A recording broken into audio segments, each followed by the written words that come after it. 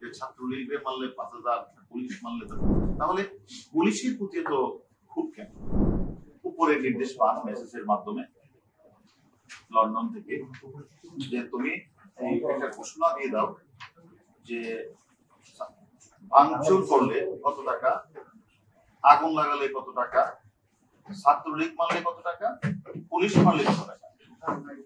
তার ধারাবাহিকতায় নুরে আলম সিদ্দিকী পিঠন তার গোলাভাই আব্দুল আজিজকে দায়িত্ব প্রদান করে। সেই দায়িত্ব প্রদানের ভিত্তিতে তারা সেটা ঘোষণা করলেন যে একজন ছাত্রলীগ মারলে ৫,০০০ টাকা।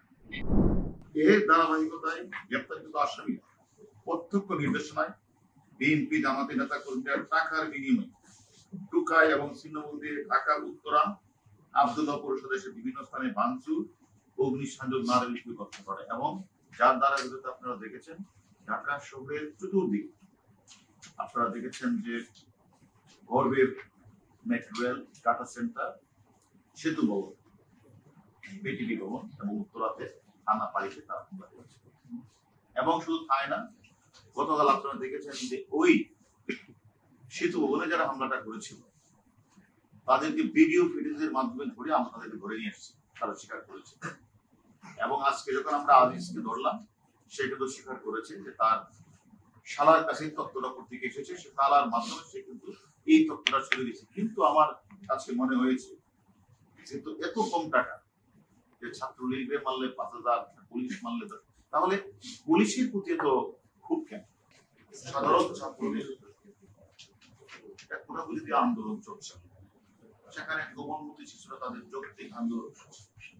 সেই যৌক্তিক আন্দোলনের ভিতরে ঢুকে যারা অর্থাৎ জামাত শিবির চক্র এবং বিএনপি মানে নতুন নব্বর কমিটিতে নেতারা উপরের নির্দেশ পেয়ে তারা যে বিভিন্ন জায়গাগুলিতে ভাঙচুর চালিয়েছে, এটা পরিকল্পিত না হলে তারা এত দ্রুত সময়ের মধ্যে এত লোক বাইরে থেকে নিয়ে আসেন কি হবে? আর সেখানে তাদের খাবার পৌঁছে দেওয়া, পানি পৌঁছে দেওয়া, অস্ত্র পৌঁছে দেওয়া, লাঠি পৌঁছে দেওয়া এবং তাদের কাছে রসদ পৌঁছে দেওয়া, এই কাজটি এই ঢাকা শহর থেকে কিছু অর্থবয়সী ব্যবসায়ী, জামাতপন্থী ব্যবসায়ী, বিএনপি ব্যবসায়ীরা দিয়েছে। তাদের নাম নাম্বার পেয়েছে, অনেককে আমরা গ্রেপ্তার করেছি এবং তাদের কাছ থেকে টাকা নিয়ে যে নতুন কমিটি আসা নেতারা তারা যে টাকাটা বিলি করেছে তাদেরও প্রত্যেককে আমরা গ্রেপ্তার করেছি এবং তারা যাদেরকে মাঠ লেভেলে টাকাটা বিলি করেছে অস্ত্র সাপ্লাই দিয়ে তাদেরও আমরা গ্রেপ্তার করেছি। আমরা তাদের কাছ থেকে সকল তথ্যই পেয়েছি। এখন আমাদের কাজটি হচ্ছে যারা যারা এই ঘটনার সাথে জড়িত হয়েছে, যারা অর্থ বিনিয়োগ করেছে, যারা খাবার রসদ সাপ্লাই দিয়েছে, যারা টাকা বিনিয়োগ করে তারা পানি কিনে দিয়েছে, খাবার কিনে দিয়েছে, খিস্তি বিলি করেছে, প্রত্যেককে আইনে আওতায় আনা। আমরা সবসময় এই কথাটা বলি যে আমরা হলাম ডিটেকটিভ ব্রাঞ্চ। আমরা অপরাধের সমাজে যখন অপরাধ সংঘটিত হয়, অপরাধ সংঘটিত করতে গিয়ে তাকে ধরার জন্য আমরা আমাদের যে আমাদের গোয়েন্দা তথ্যগুলি আমরা এটা আমরা করি এবং আপনারা জানেন আমরা এই যাবৎকালে যতগুলি ঘটনা করেছি 2022 সালে, 2023 সালে, 2024 সালে ঘটনা করেছি। প্রত্যেকটা ঘটনায় আমাদের ডিটেকটিভ ব্রাঞ্চ আমরা যারা যারা এই মানে অপরাধগুলি করেছে, যে কোনো অপরাধ করেছে আমরা আমার কথা হলো আমরা এখনো যে দরপত্র করছি এটা আমরা প্রত্যেকটাই অপরাধী।